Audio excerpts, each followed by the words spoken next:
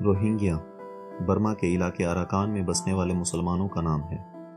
مسلمان کم و بیش 440 ہجری میں عرب سے برما تجارت کی غرض سے آئے تھے۔ تجارت کے ساتھ ساتھ دین کے اشاعت کے لیے وہ یہیں رک گئے اور تبلیغ دین میں مشغول ہو گئے۔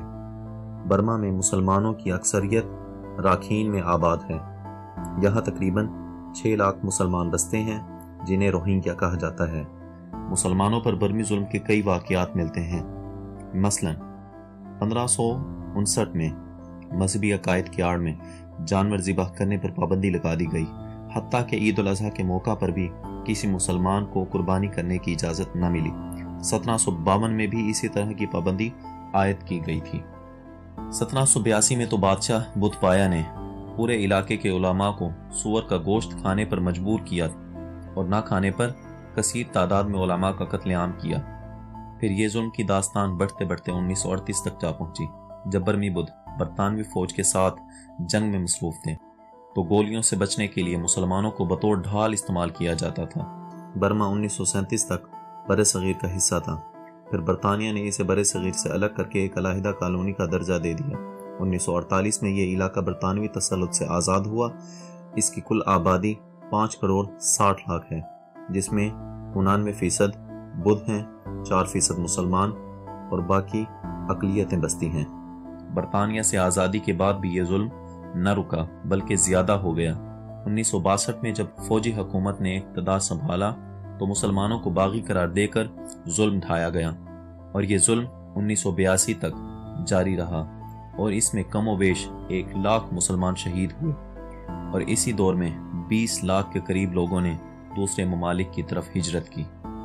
1982 میں ہی شہری قانون کے تحت روہنگیا نسل کے 8 لاکھ افراد کو شہری ماننے سے انکار کر دیا گیا۔ 1997 میں ایک بار پھر خون کی لہر دوڑی، جس میں کئی مسلمانوں کو مساجد میں گھس کر شہید کیا گیا، اور مساجد، مدرسوں اور دینی مکتبوں کو بھی نذر آتش کیا گیا۔ 2001 میں بدھوؤں نے دن کے وقت مسجد پر حملہ کر کے عبادت میں مصروف نمازیوں کو قتل کیا۔ 2010 میں برما میں طویل آمریت کے بعد ایک جمہوری حکومت تشکیل دی گئی۔ اس دوران مسلمانوں نے اپنے حقوق کے لیے آواز بلند کی، جو سختی سے دبا دی گئی۔ 2012 میں ایک بدھ لڑکی نے اسلام قبول کیا۔ اس لڑکی کو گھر سے نکال دیا گیا، اور کچھ دن بعد اس لڑکی کی لاش ملی جو زیادتی کا شکار تھی۔ پھر بدھوؤں نے اس کا الزام مسلمان لڑکوں پر لگا کر انہیں قتل کر دیا۔ 2012 میں بدھ بخشوؤں نے زائرین کی ایک بس روکی اور اس میں عمرہ سے واپسی آنے والے 10 علماء کو موت کے گھاٹ اتار دیا۔ اس واقعے پر مسلمانوں کے ساتھ ساتھ انسانی حقوق کی تنظیموں نے بھی آواز بلند کی، مگر کسی کے کان پر جوں تک نہ رنگی۔ پھر 2012 میں عید الاضحیٰ کے موقع پر جانور ذبح کرنے پر پابندی لگا دی گئی، جس کے نتیجے میں عید کے روز 50 مسلمان جان سے ہاتھ دھو بیٹھے۔ جس وقت طالبان کی طرف سے بامیہ کے مجسموں کو نشانہ بنایا گیا تو اس وقت بھی روہنگیا کے مسلمانوں کو ظلم برداشت کرنا پڑا۔ برمی تسلط سے تنگ آ کر بڑی تعداد میں مسلمان تھائی لینڈ کی طرف ہجرت کر گئے، اور جو بچ گئے وہ برمی بدھوؤں کے ظلم کا نشانہ بنتے رہے اور آج تک بن رہے ہیں۔ جب برما کے مسلمان ہجرت کر کے بنگلہ دیش کے ساحل پر پہنچے تو بنگلہ دیش کے وزیر اعظم سے انہیں یہ جواب ملا۔ Well, why we should allow to enter our country? Burma وہ واحد ملک ہے جو محض مذہبی عناد کی وجہ سے مسلمانوں کو اپنا شہری تسلیم کرنے سے انکار کرتا ہے۔ برما کے بدھوؤں کا ماننا ہے کہ مسلمان برما میں غیر قانونی ہجرت کر کے آئے تھے، اس لیے وہ یہاں کے شہری نہیں ہیں۔ اس وجہ سے برما میں بار بار مسلمانوں کے خلاف میدان جنگ سجا لیا جاتا ہے تاکہ مسلمان برما سے ہجرت کرنے پر مجبور ہو جائیں۔ میانمار کے صدر نے تو جولائی 2012 میں میڈیا پر بات چیت کرتے صاف الفاظ میں کہہ دیا تھا کہ اس سارے مسئلے کا حل یہی ہے، یا تو مسلمانوں کو ملک بدر کر دیا جائے یا تو انہیں مہاجر کیمپوں میں منتقل کر دیا جائے۔ یہ اعزاز صرف پاکستان کو حاصل ہے کہ جس نے برما کے مسلمانوں کو رہنے کے لیے جگہ بھی دی اور پاکستانی شہریت بھی دی۔ اراکین ہسٹوریکل سوسائٹی کے اعداد و شمار کے مطابق 2 لاکھ سے زائد برمی مسلمان کراچی میں آج بھی آباد ہیں، جو براستہ ساحل کراچی پہنچے تھے۔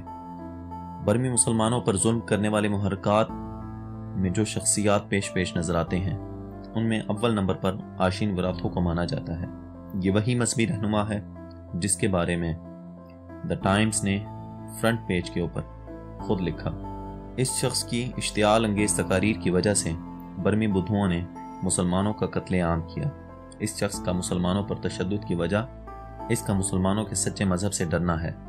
وہ سوچتا ہے کہ اگر مسلمان برما میں رہے تو اسلام پورے برما میں پھیل جائے گا۔ اسی وجہ سے یہ برما کی عوام کو مسلمانوں کے مخالف کھڑا کر کے مسلمانوں کو وہاں سے ہجرت پر مجبور کر رہا ہے۔ برما کے مسلمانوں پر ہونے والا ظلم پوری دنیا کو نظر آ گیا، مگر خود برما کی وزیر اعظم کو نظر نہ آیا۔ اس کا کہنا ہے کہ مسلمانوں پر کسی قسم کا ظلم نہیں ہو رہا، یہ سب جھوٹی خبریں ہیں۔ برما کے کچھ مسلمانوں کی داستان خود ان کے منہ سے سنیے اور دیکھیے کہ برما کے مسلمانوں کے ساتھ کیا ظلم ڈھایا جا رہا ہے۔